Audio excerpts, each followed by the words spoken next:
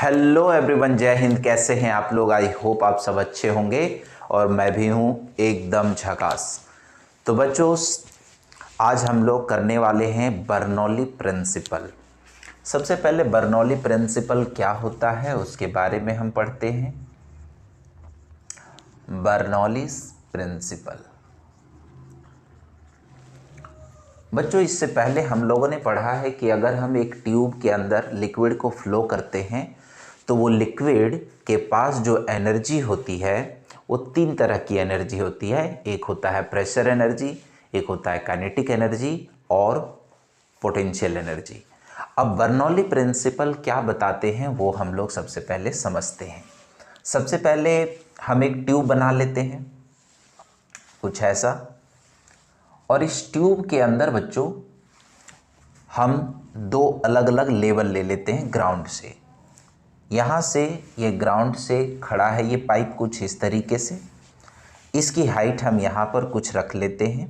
मान लीजिए इसके हाइट यहाँ पर है h1 और ये वाली हाइट है यहाँ पर h2। इसके अंदर यहाँ से लिक्विड फ्लो हो रहा है, इस तरीके से लिक्विड यहाँ पर जा रहा है। अब यहाँ समझने वाली बात यह है कि ऐसे लिक्विड यहाँ पर फ्लो करेगा चारों तरफ कुछ इस तरीके से। सबसे पहले बच्चों, जो इसके अंदर जो लिक्विड फ्लो हो रही है ये फ्लो हमारा स्ट्रीम लाइन फ्लो कहलाएगा। जी हाँ, यानी स्ट्रीम लाइन फ्लो। दो तरह की फ्लो होती है जो हम लोगों ने पढ़ा है, वो है स्ट्रीम लाइन और टर्बुलेंट फ्लो। यहाँ पर जो ट्यूब में लिक्विड फ्लो होगा ये स्ट्रीम लाइन, यानी कि Bernoulli principle streamline flow fluid के लिए काम करेगा। यहाँ से फ्लूइड फिर यहाँ करके ऐसे बाहर निकल जाएगा। ओके, इस वाले सेक्शन का जो क्रॉस सेक्शनल एरिया होगा इसका एरिया A1 है। इस यहाँ पर जो प्रेशर होगा बच्चों, जो हम प्रेशर देंगे और प्रेशर से यहाँ पर एनर्जी बनेगी, ये प्रेशर यहाँ पर होगा P1 और जो यहाँ पर लिक्विड का जो वेलोसिटी होगा वो होगा V1। जी हाँ, एरिया A1, प्रेशर P1 और वेलोसिटी V1। यहाँ का एरिया हम A2 मान लेते हैं, प्रेशर P2 मान लेते हैं और वेलोसिटी V2 मान लेते हैं। अब बच्चों, लिक्विड को कभी भी यहाँ से जब वहाँ लेकर जाना हो तो सबसे पहले यहाँ पर प्रेशर एनर्जी सबसे ज़्यादा होनी चाहिए। अगर यहाँ का प्रेशर एनर्जी ज़्यादा होगा तो प्रेशर एनर्जी चेंज करके हम काइनेटिक एनर्जी और पोटेंशियल एनर्जी को बदल सकते हैं। यानी कि अगर हम यहाँ से प्रेशर एनर्जी बढ़ा देते हैं, प्रेशर एनर्जी P1, यहाँ पर प्रेशर एनर्जी ज़्यादा होगा तो ये प्रेशर एनर्जी काइनेटिक एनर्जी और पोटेंशियल एनर्जी को चेंज करेगा। यहाँ पर एरिया ज़्यादा है, आप देख सकते हैं, तो यहाँ पर वेलोसिटी जो होगा वो कम होगा और यहाँ पर वेलोसिटी ज़्यादा होगा। यानी हम कह सकते हैं velocity V2 is greater than V1। इसका रीज़न और आप देख सकते हैं बच्चों कि देखो, अगर लिक्विड को यहाँ से निकलना है, यहाँ से मान लीजिए 1 सेकंड में 10 लीटर पानी जा रहा है, तो यहाँ से भी यार अगर 1 सेकंड में 10 लीटर पानी निकलना है तो क्या निकलेगा? पूरा 10 लीटर निकलेगा। बात को समझो, यहाँ पर 1 सेकंड में 10 लीटर पानी गया तो यहाँ भी 1 सेकंड में 10 लीटर, यहाँ भी 1 सेकंड में 10 लीटर, यहाँ भी 1 सेकंड में 10 लीटर पानी क्रॉस करेगा। तो यहाँ भी 1 सेकंड में 10 लीटर पानी जो होगा वो बाहर निकलेगा, क्योंकि यहाँ स्टोरेज तो है नहीं ना। तो 1 सेकंड में 10 लीटर पानी निकलने के लिए यहाँ पर ये अपनी वेलोसिटी को क्या कर लेगा? बढ़ा लेगा। यानी वहाँ वेलोसिटी क्या हो जाएगी? इंक्रीज हो जाएगी। ओके, अब बच्चों समझो कि यहाँ पर प्रेशर एनर्जी P1 है, यहाँ पर प्रेशर एनर्जी P2 है। तो लिक्विड वहां तक पहुंचाना है तो हमें यहाँ पर प्रेशर डिफरेंस क्रिएट करना पड़ेगा, यानी कि energy given equal to energy taken. तो बर्नौली प्रिंसिपल कहता है कि जो एनर्जी A पोजीशन पर होगा, it's working based on law of conservation. जी हाँ बच्चों, लॉ ऑफ कंजर्वेशन पर इसका प्रिंसिपल वर्क करेगा। बर्नौली प्रिंसिपल हमें बताता है कि जो एनर्जी है, एनर्जी किस तरह की एनर्जी? Combined energy. जी हाँ, combined energy at A is equal to combined energy at B. Combined का क्या मतलब बच्चों, यानी कि pressure energy, kinetic energy, potential energy. यानी कि प्रेशर एनर्जी जो ए पर होगा, काइनेटिक एनर्जी जो हमारा ए पर होगा, प्लस पोटेंशियल एनर्जी जो हमारा ए पर होगा, यही एनर्जी बच्चों बी लोकेशन पर भी होगा। Pressure energy 2 plus kinetic energy B plus potential energy B. ठीक ना। Kinetic energy per unit volume हम लोग निकाल चुके हैं, potential energy per unit volume हम लोग जानते हैं बच्चों। ओके, तो kinetic energy per unit volume at A, potential energy per unit volume at B A, और pressure energy per unit volume at A is equal to pressure energy per unit volume B, kinetic energy per unit volume B और potential energy per unit volume B. ये दोनों बराबर होंगे। Energy per unit volume आपको निकालना है।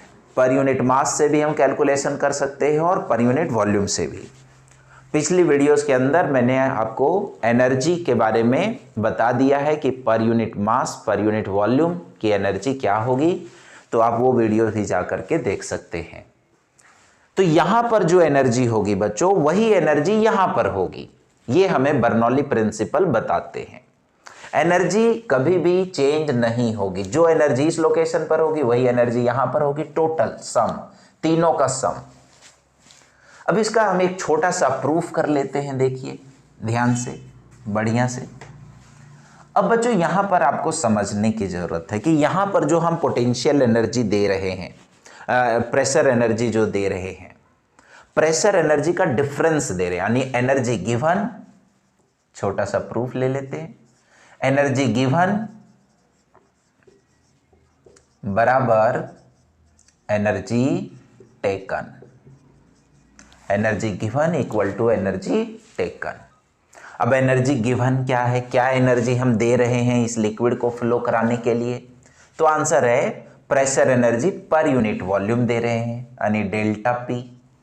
Pressure energy per unit volume equal to kinetic energy per unit volume plus potential energy per unit volume के बराबर होगा। ओके, प्रेशर एनर्जी जो हम डिफरेंस दे रहे हैं वो है P1 minus P2। Kinetic energy per unit volume क्या होता है बच्चों, half rho V2 square minus half rho V1 square. इसकी वेलोसिटी यहाँ ज़्यादा होगी तो यहाँ काइनेटिक एनर्जी ज़्यादा होगी, यहाँ की काइनेटिक एनर्जी कम होगी, इसमें डिफरेंस आ गया। पोटेंशियल एनर्जी के लिए हम लोग जानते हैं potential energy per unit volume क्या होता है, H रो जी। हाइट यहाँ देख सकते हैं H2 है तो यहाँ हम लिख सकते हैं H2 रो जी माइनस H1 रो जी।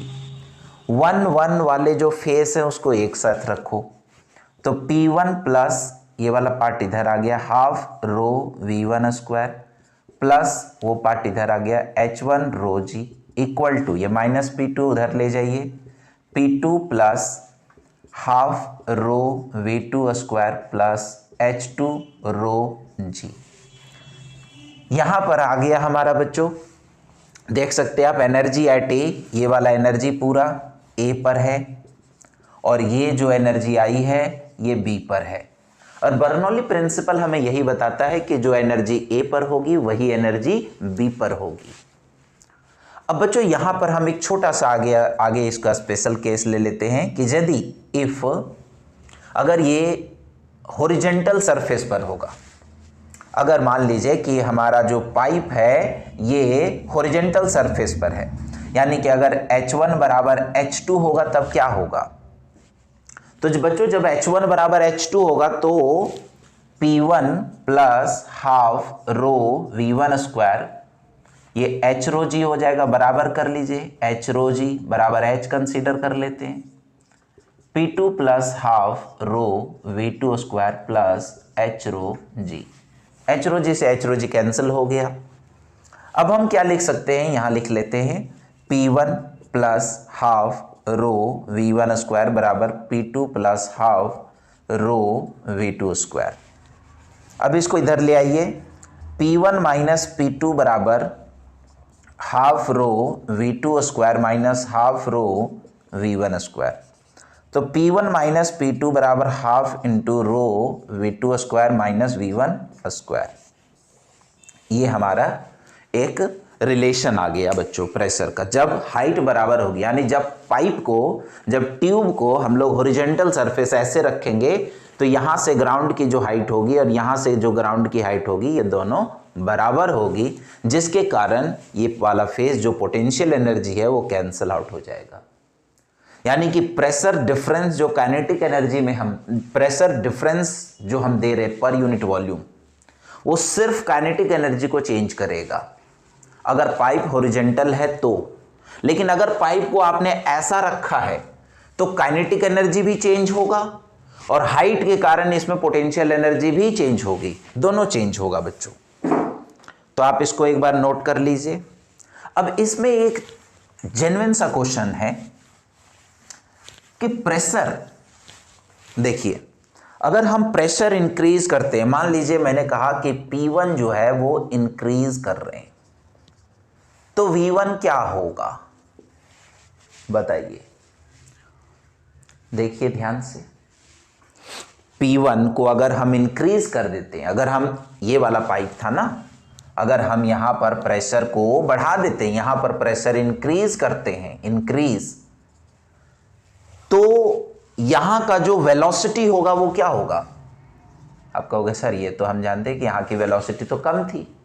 ठीक बात बच्चों, यहां पर देखो, यहां से आप बता सकते हो प्रेशर देखो प्लस में है और यहां प्रेशर के कारण जो वेलोसिटी बनेगी V1 वो किस में है, माइनस में।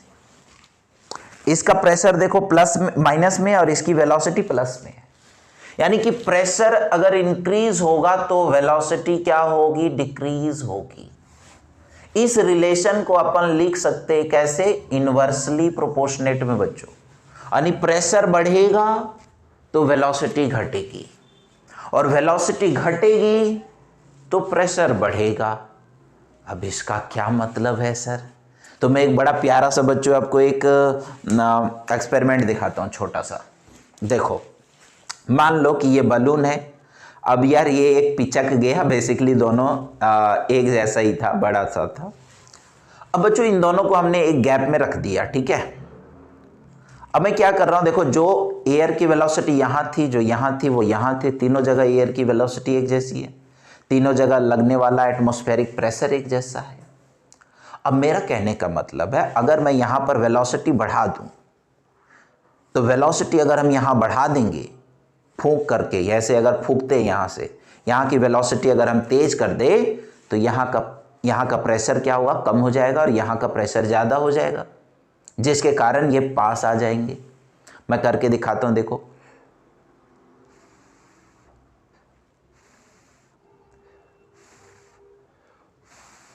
देख सकते हो बच्चों। आप प्रॉपर देखिएगा करके, आपको दिखेगा प्रॉपर।